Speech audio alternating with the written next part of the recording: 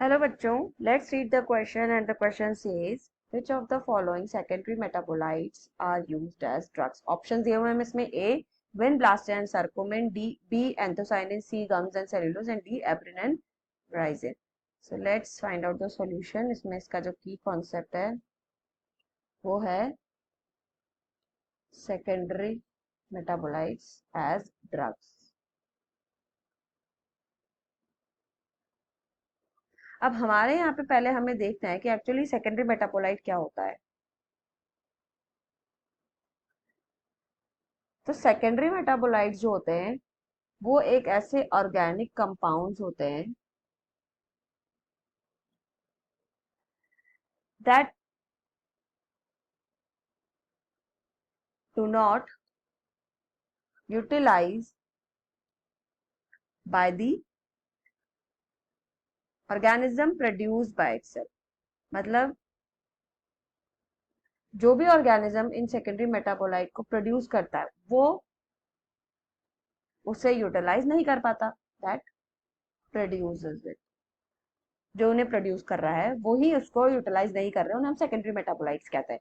Metabolite इसलिए कहते हैं क्योंकि वो मेटाबॉलिक रिएक्शंस में इन्वॉल्व है। ठीक है, इसमें दो तरह के मेटाबोलाइट्स आते हैं हमारे पास। मेटाबोलाइट्स मतलब compounds that involves in metabolic reactions। तो मेटाबोलाइट्स में हमारे पास दो आते हैं, प्राइमरी एंड सेकेंडरी।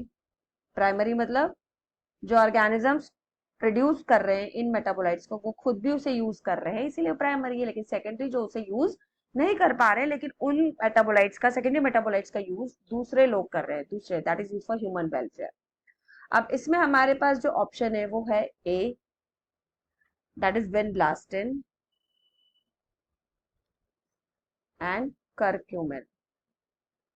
अब जो विनब्लास्टिन है वो एक एंटी कैंसर ड्रग है, तो yes it is used as a medicine.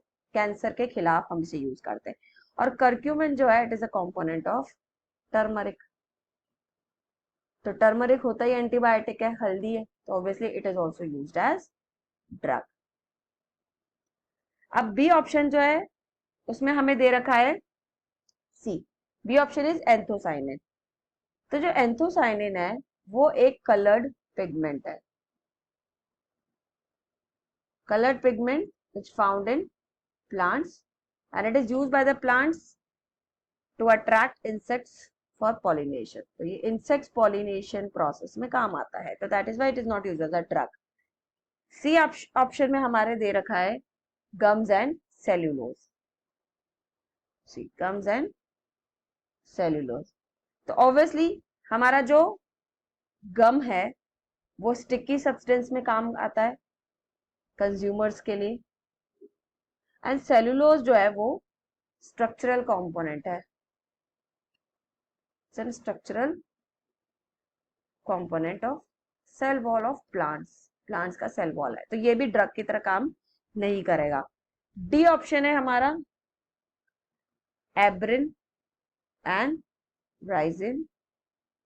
तो ये बेसिकली टॉक्सिन्स है, दे बोथ आर टॉक्सिन्स। अब टॉक्सिन्स क्या होते हैं? एक पॉइजनस सब्सटेंसेस होते हैं that produced by bacteria in plants and animals. के अंदर ये अपने होस्ट सेल में ये पॉइजनस सब्सटेंस सिक्रेट करते हैं, तो ये भी ड्रग की तरह काम नहीं आएगा। तो हमारा सबसे एक्यूरेट आंसर क्या चला जाएगा फिर? A option, that is vinblastine and curcumin. So will go with the answer A. So answer is A. So I hope you understood it well. Best of luck.